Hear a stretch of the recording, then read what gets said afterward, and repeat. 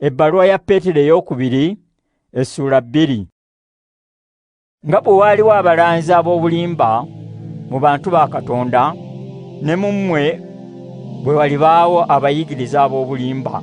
Balireeta mu nkiso okuyigiriza okukyamu okuzikiriza, era balyegaana Mukama waabwe eyabanunula, ne beereetera okuzikirizibwa amangu. Bangi baligoberera empisa zaabwe embi ez'obukaba, ne bavumaganya ekkubo ery'amazima.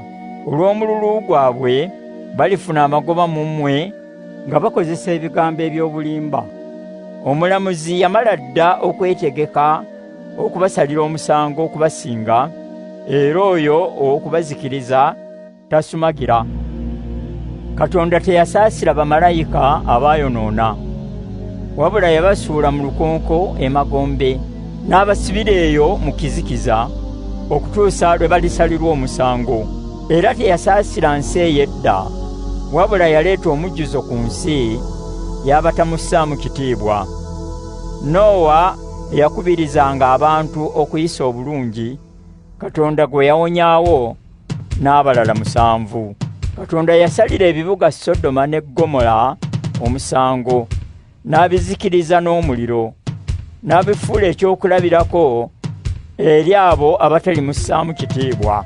Yawonya Looti eyali akola ebituufu, era eyali asobeddwa ennyo olw'empisa ez'obukaba ez'abantu ababi. Omuntu oyo eyali akola ebituufu, ebikolwa byabwe eby'obujeemu bye yalabanga ne bye yawuliranga ng'ali mu bo, buli lunaku byamuleeteranga okunyolwa mu mwoyo gwe omulungi. Mukama amanyi okujja mu buzibu abo abassaamu Katonda ekitiibwa, n'okukuuma ababi okutuusa ku lunaku olw'okusalirwako omusango babonerezebwe. Naddala abo abagoberera okwegomba okubi okw'omubiri ne banyooma okufugibwa Katonda. Abayigiriza ab'obulimba abo tebaliiko kye batya, beefaako bokka, tebakwatibwa nsonyi kuvuma bakitiibwa. So newankubadde nga bamalayika be basinga abantu bano amaanyi n'obuyinza, tebabawawaabira mu maaso ga Mukama nga babavuma. Abantu bano bali ng'ensolo obusolo ezitalina magezi, ezizaalibwa okukwatibwa zittibwe. Bavuma ebintu bye batategeera. Nabo balizikirizibwa ng'ensolo ezo, baboneebone nga y'empeera y'ebibi byabwe. Essanyu lyabwe kwe kumala olunaku lwonna mu bisanyusa emibiri gyabwe. Be bantu abakwasa ensonyi era abaswaza bwe beegatta mu mmwe okulya, so nga batiguka mu masanyu gaabwe. Amaaso gaabwe gajjudde obwenzi, tebakkuta kibi. Basendasenda abantu abatali banywevu, emitiba gyabwe gijjudde omululu, baakuzikirira.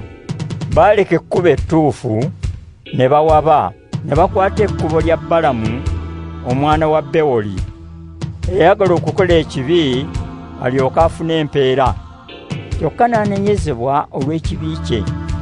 Endogoyi eteyogera bwe yayogera ng'omuntu, n'eziyiza eddalu ly'omulanzi oyo. Abantu abo bali ng'enzizi ezitaliimu mazzi, era ng'ebire ebitwalibwa embuyaga. Ekifo ekibakuumirwa kya kizikiza ekikutte zigizigi. Boogera ebigambo eby'okwekuza era ebitaliimu makulu, ne basendasenda mu kwegomba okubi okw'omubiri ne mu bukaba abo abaakava mu bantu abaali mu nsobi. Babasuubiza eddembe, so nga bo bennyini empisa embi zibafuga buddu, kubanga omuntu aba muddu w'ekyo ekimuwangudde. Abo abadduka obugwagwa bw'ensi olw'okumanya Mukama waffe era Omulokozi Yesu Kristo, ate ne baddamu okubwesibamu ne bubawangula, embeera yaabwe ey'oluvannyuma eba mbi okusinga eyasooka. Abantu abo ekyandibasingidde obulungi bwe butamanya kkubo lya butuukirivu, okusinga lwe bamala okulimanya ne balivaamu era ne bava ku biragiro ebitukuvu ebyabaweebwa. ekyabatulukako kikakasa nti olugero olutuufu olugamba nti embwa eddidde ebisesemye byayo, era nti embizzi enaaziddwa ezzeemu okwekulukuunya mu bitosi.